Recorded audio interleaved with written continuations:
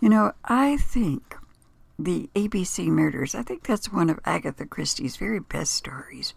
It was originally broadcast on CBS back May 5th of 1943. And it stars that award-winning actor, Charles Laughton, with his real-life wife, Elsa Lancaster. So, enjoy, subscribe, share the channel with your friends, and God bless. This is the Man in Black, here again to introduce Columbia's program, Suspense. Our distinguished stars tonight are two of the world's acknowledged masters of the art of suspense. They are Mr. Charles Laughton and Miss Elsa Lancaster. Mr. Laughton, who will soon be seen in the Metro-Goldwyn-Mayer picture, The Man from Down Under, is here to play a remarkable character created by England's noted thriller author, Agatha Christie. A mild-mannered character whose initials were ABC, and about whom revolved a series of savage murders, all neatly and alphabetically arranged. ABC was stamped upon all his belongings, those being his rightful initials. And ABC was stamped, too, upon the large railway timetable he always carried. But there was nothing so odd about that detail, since no traveler in the British Isles would dream of planning a journey without consulting this famous railway schedule, the ABC. And so, with the ABC Murders by Agatha Christie, written for radio by Robert Tallman and William Spear, and with the performance of Charles Laughton, we again hope to keep you in suspense.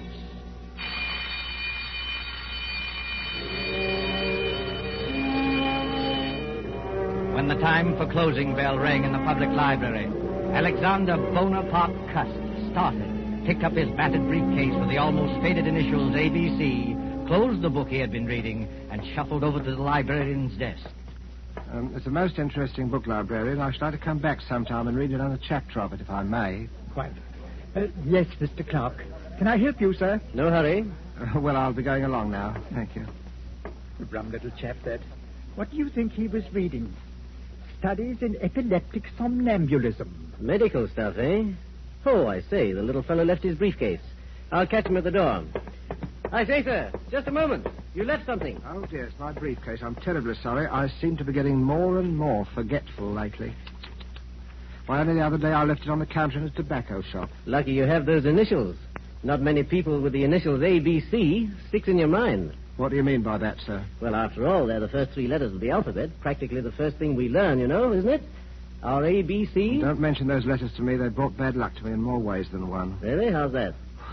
Well, I used to be a travelling salesman, and I used to carry one of those railway timetables in my pocket, the threepenny kind, in which they list the towns and all the railroads alphabetically. Oh, of course. Printed right on the cover, isn't it? ABC. Yes, that's right. So, well, stockings was my line, sir.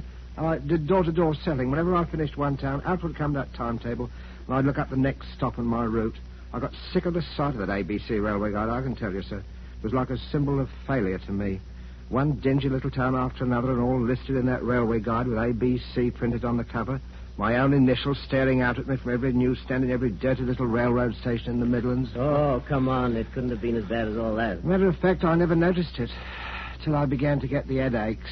Oh, you suffer from headaches? Yes. Have you seen a doctor about it? Oh, no. I wouldn't want to see a doctor about it. I already know what brings them on. Well, if you'd rather not talk about it... Oh, no, it isn't that at all, sir. It was just such a long time ago. During the last war, in fact, Chateau Theory. Chateau Thierry? Oh, I say, what a coincidence. I was in the thick of that myself. Well, yes, sir. we must get together for a drink one day to talk over old times. Franklin Clark is my name. Oh, I'm pleased to meet you, Mr. Clark. My name's Cust. Alexander Bonaparte Cust. Well, they must have expected great things of you, giving you a name like that. I'm afraid they did, Mr. Clark, yes. I'm very much afraid they did.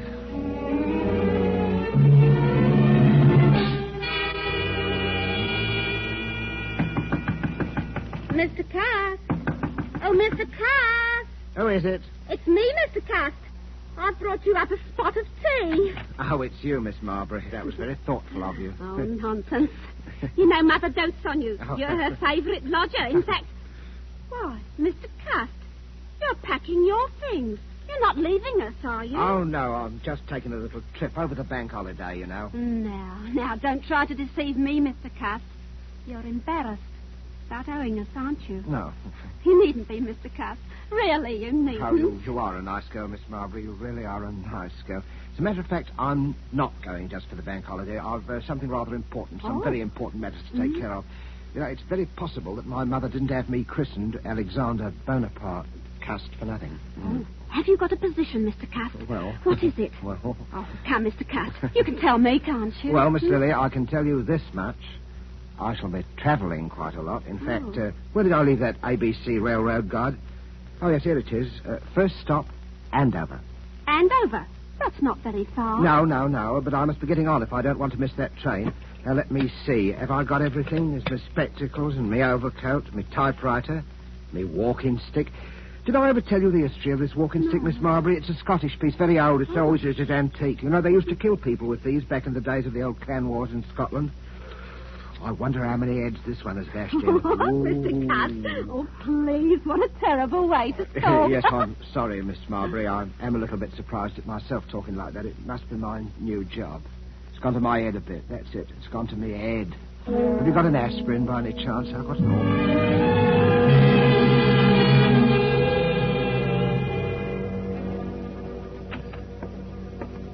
Yes, gentlemen. What'll it be? Packet of gold flakes for me. Yes, sir. And the other gentleman? 3 Havanas, the shilling cigars. Havanas. You gentlemen must be up from London. That's right. Is that your name on the window of this shop? That's right, sir. Olivia Asher. Been in business right here in Andover and right here in St. Andrew's Place for 20 years. All A's. Andover, St. Andrew's Place, and Asher. Funny, ain't it? Never so much as crossed my mind before. Well, Mrs. Asher, we're from Scotland Yard. We have reason to believe there may be a homicidal maniac at large in Andover. God, blimey. We don't want to frighten you, Mrs. Asher. For all we know, this may be just a practical joke. You see, we received an anonymous letter, typewritten, and signed ABC. ABC? This murderer, if there's anything in his story, is planning a series of murders. His mania seems to be centered on the alphabet. If he follows his plan through, his first murder will be committed in Andover, and the victim will be a person whose name begins with an A. The Lord help me, sir. You don't think... We don't think anything. Scotland Yard has taken its precautions. Oh, a woman takes a terrible chance. There's probably nothing to be alarmed about, but it won't hurt to keep a sharp lookout. Who's next on your list, Mackenzie? Next is Arthur Atwood. All right. Let's be on our way, then. Good day, madam. Don't worry. Thank you, sir. And good day to you, sir. A murdering lunatic in Andover, of all places. Yes, sir. What'll it be for you, sir? These? That'll be 1 and 6, sir. I said that'll be... Oh, no!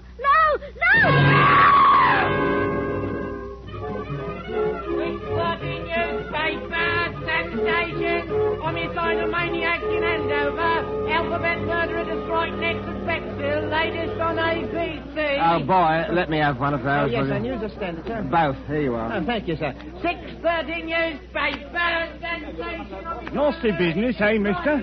Oh, yes, very, very. You never know with lunatics. They don't always look bomber, you know. Sometimes they look the same as you or me. Eh? Yes, I suppose they do. Oh, it's a fact. Sometimes it's the war unhinged them. Never been right since. Yes, I expect you're right. You know, I don't hold with wars. I hope this will be the last.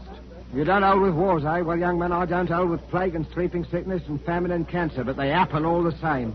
And murder happens all the same. They can't prevent them. Well, I'm sorry, sir.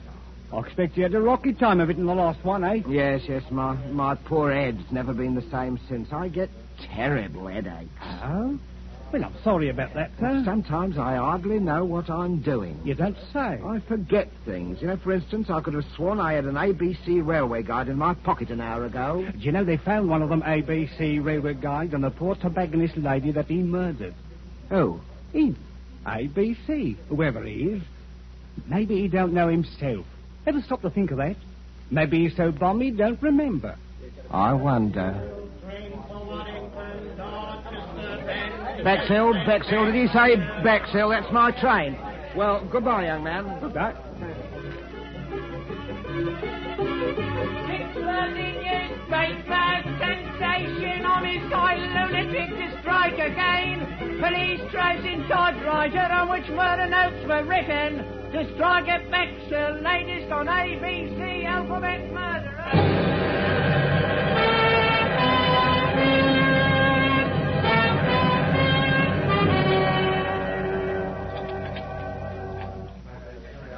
Your order, sir? Well, I don't think I'll have the ham for breakfast. Yes, I think I'll have the mutton pie. One mutton pie. Yes, sir. What's the matter with you? You're trembling, young woman. Is something wrong? Oh, sir, if you only knew. I have to walk home tonight after they close up here. And there ain't hardly a light in Benson Terrace where I live. Benson Terrace in Bexhill? Yes, sir. You're afraid of the ABC murderer, aren't you? He follows the alphabet, don't he? That was the way he done in Andover. Hey. And does your name begin with a B? Barnard's my name. Mary Barnard. Oh, dear me, Miss Barnard. Well, I don't like to appear forward. Well, anyway, I'm old enough to be your father. Would it make you feel easier if I saw you home tonight? Oh, you don't know, sir. You just don't know what it would mean. Oh, well, what time do they close up here? 9 o'clock. All right, I'll wait outside for you. At 9 o'clock? All right.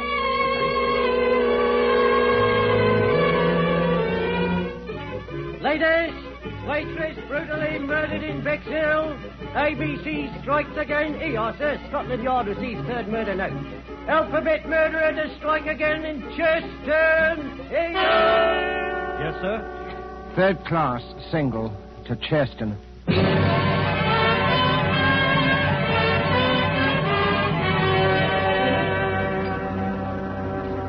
Give me a pint of half and half, please. Yes, sir.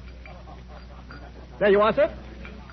You up from London, sir? Yes, I come directly from London. Ah, salesman? Stockings is my line. Rough going these days, what with rationing, eh? Well. It isn't my old friend Alexander Bonaparte Cuss. I'm sorry, I'm afraid I don't remember. We met in the library, remember? Oh, in London. Yes, had quite a talk. Yeah.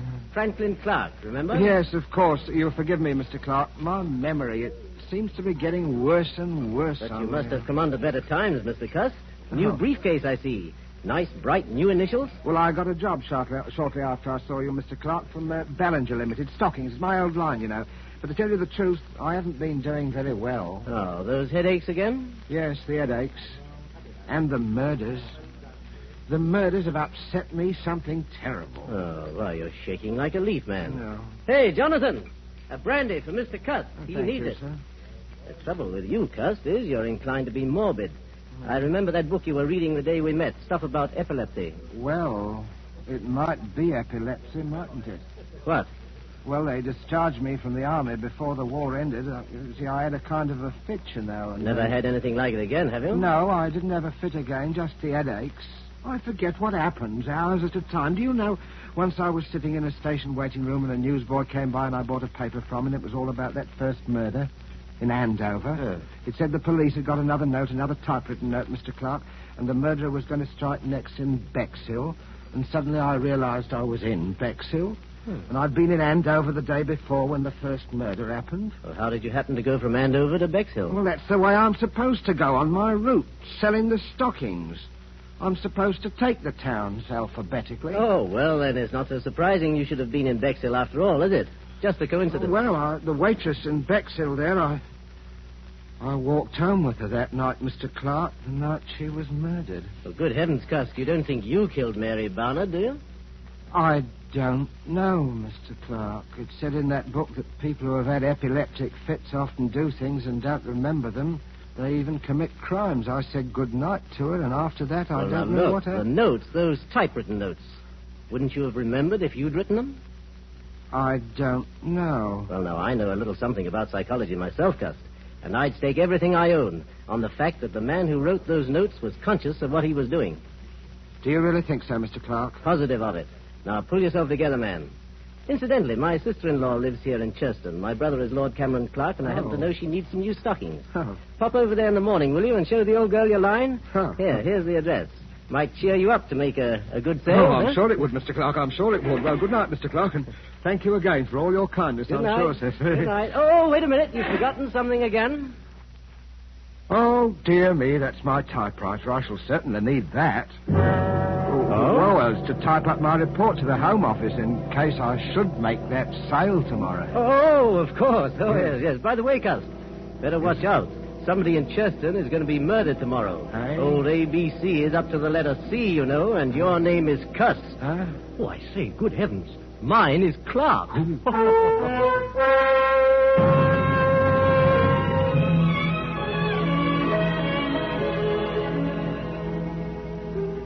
Well, thank you again for your generous order, Lady Clark. I hope you'll be pleased. This line of woolen lined stockings is one of Ballinger's best buys right now, Lady Clark.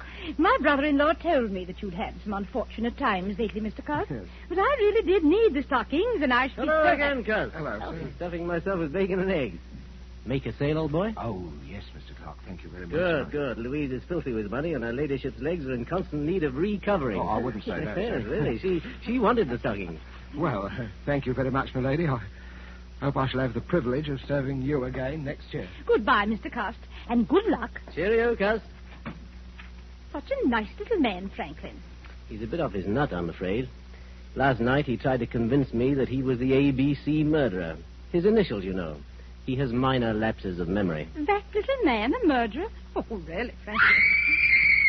Good Lord, what was that? One of the maids. Where's that girl? What's going on? In the master's bedroom, milady. You better go with her, Mr. Franklin. Brothers, whatever are you doing here? Oh, my lady, the master, Lord Clark, is being murdered. Stabbed with a knife.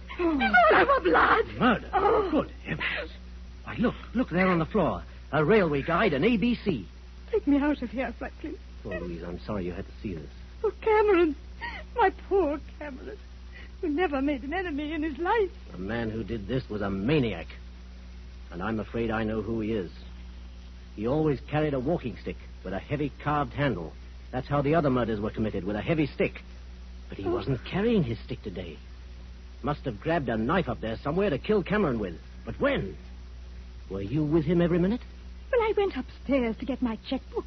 It took me a little while to find it. That gave Cust his opening. Oh, to think that all that time... Oh, no. No, I'll never forgive myself, Franklin. No, none of that now, Louise. The important thing now is to stop him before he can commit another murder. But what are you going to do, Franklin? I'm going to the police and see if they'll let me help. Let's have a look at this ABC railway guide he left beside poor Cameron. Look here. All checked. See there? Andover, Bexhill, Cheston. Each with a check mark after it. Oh. Where's the next one? See? See London. He's through with ABC, he's gone home, and I'm going after him.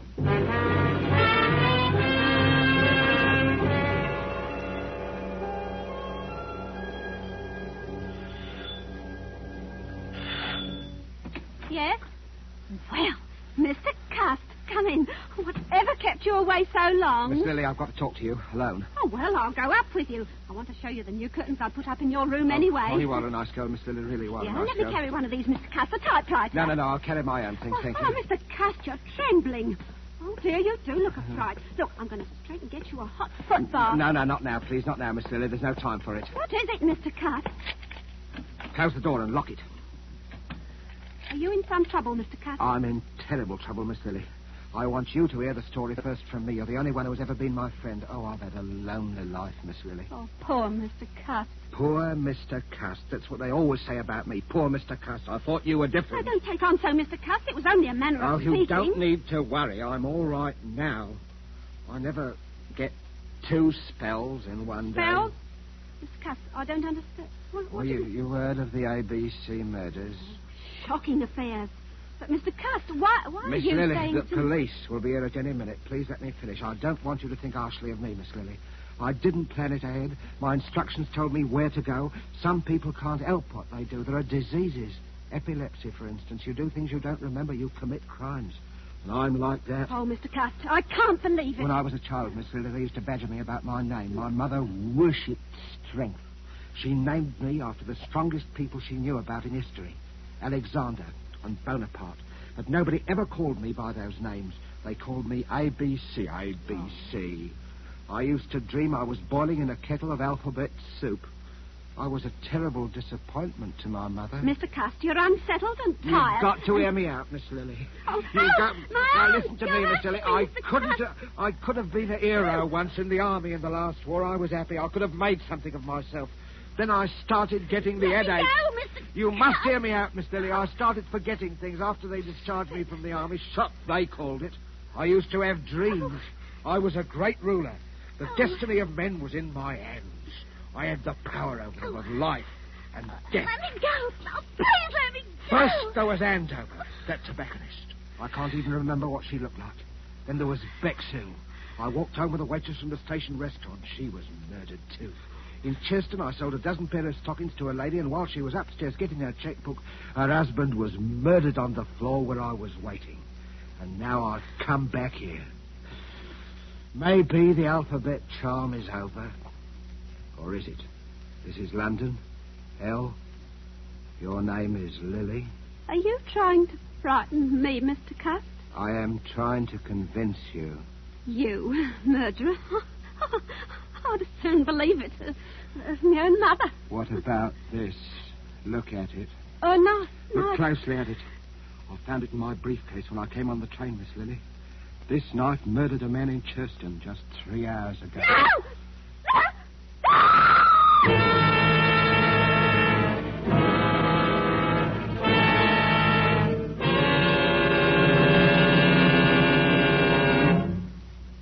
Oh, now, there, Miss Marbury, don't take on so. He's all handcuffed pretty as you please in the next room. But he was such a nice man.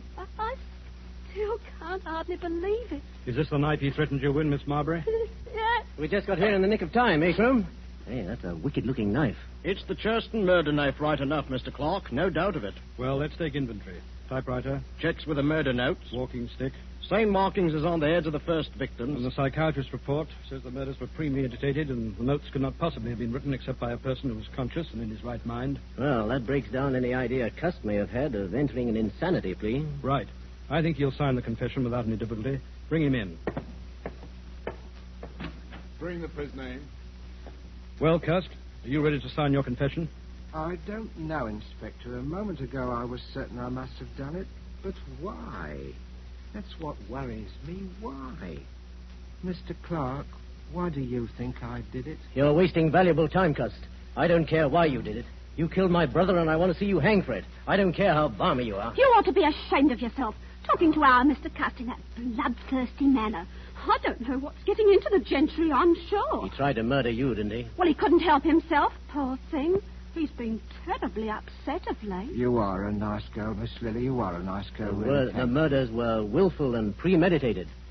They couldn't have been premeditated, Mr. Clark. Why do you say that, Cust? Well, because I didn't go to any of those places of my own choice. I had my instructions from Bellinger's Limited.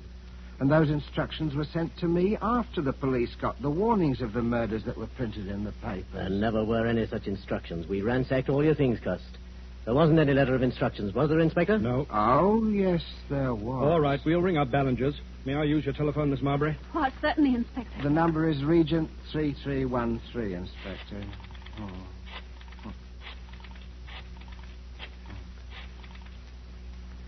Ballinger's, are you there? Put me on to personnel. Oh, Mac, start packing those exhibits, will you? All right, sir. Crome speaking, Scotland Yard. At what date did you employ a commercial traveler named Alexander Bonaparte Cust? No, Cust. A.B. Cust. Initials A.B.C. Yes, yes. Never employed by you. You're absolutely certain? Did you send a man to Andover or Bexhill last week? Not on your route. Thank you. That's all I wanted to know. Too bad, Cust. I guess this knocks out your last ghost of a chance, doesn't it? No, Mr. Clark. Because, you see, the instructions were in a letter, and that letter is right in this room. Well, let's have a look. Come on, Mackenzie. Give me a hand. Let's go through these things again. It won't do you any good to look there, Mr. Clark. I have the letter. Would you like to see it, Mr. Crome? It's here. Well, I'll be... Where did you get that? It wasn't on him, Inspector. I'll swear to that. Where did you have this hidden? Well, Inspector, it isn't generally known, but I do wear a small hairpiece. Not out of vanity, mind you. I find it necessary for the business. Let's see that letter. Oh, gladly. Dear Mr. Cust, enclosed find advance. Typewriter is being posted today. You will... What a lot of nonsense, Inspector. Look at the typeface of that letter. It's obviously written on Cust's typewriter. Yes, that's right, Mr. Clark. And the man who wrote that letter was the murderer. Cool as you like, he sent the typewriter to me and instructions on one of Ballinger's letterheads and the money and everything else. What kind of stunt are you trying to pull here, Cust? No stunt. It's just that when you made that telephone call, Inspector, and Ballinger said I'd never worked for them, I knew that the typewriter must have been sent to me by the murderer. And the more I thought about it, the more it seemed to me that the murderer must be Mr. Clark. What? Why, this is too utterly fantastic, Inspector. Really, Well, the murderer would have to had to know something about me. Something I'd never confided to anyone but to Mr. Clark about my headaches. I'd been reading a book in the public library, Inspector, a book on epilepsy, and it seemed to me that what I suffered during the last war might have been epilepsy. And it was on my mind, see? It said that epileptics might commit crimes and not remember them under certain conditions. Without that to go on, the murderer couldn't possibly have pinned the crime on me. That works two ways, Cust. You might have told me that story deliberately, just so you could cook up this story now. Well, I couldn't cook up your fingerprints, Mr. Clark. And I'll wager anything. Your fingerprints are on that letter. Oh, come now, really. Well, that's easily settled. We can do it right here. Won't take a moment. Take a set of Mr. Clark's fingerprints, Mackenzie. You examine the prints in the letter meantime. Right, Inspector. Just press your fingers down firmly on this ink pad, Mr. Clark. What is it, Mr. Clark? It's quite simple, really. Yes, it's so simple it isn't even necessary. I'm afraid this is necessary, Mr. Clark. Only a matter of routine, you know. But I tell you it isn't necessary because Cust is right. I am the murderer. You?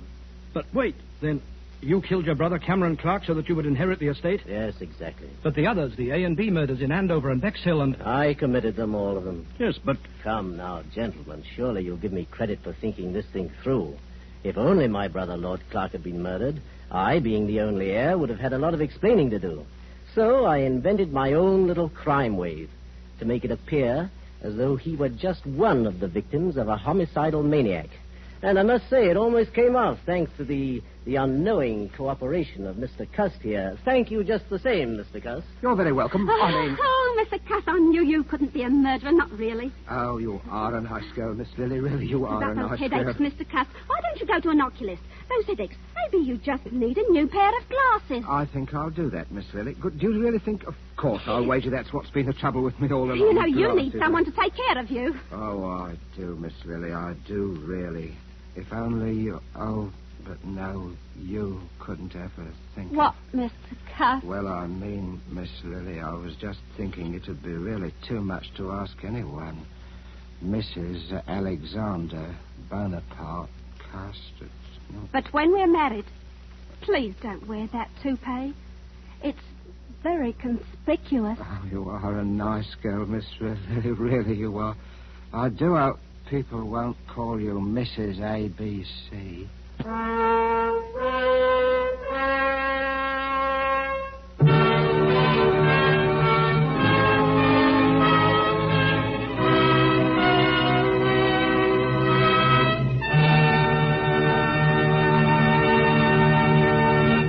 And so closes the ABC Murders, starring Charles Laughton with Elsa Lancaster and Bramwell Fletcher. Tonight's tale of Suspense.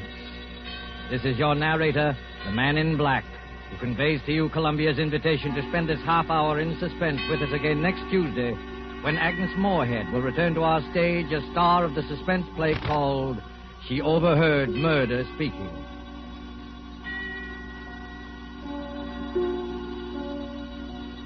Producer of these broadcasts is William Spear, who with Ted Bliss, the director, Lud Gluskin and Lucian Mahowick, conductor and composer, and Robert Tolman, the radio author, collaborated on tonight's Suspense.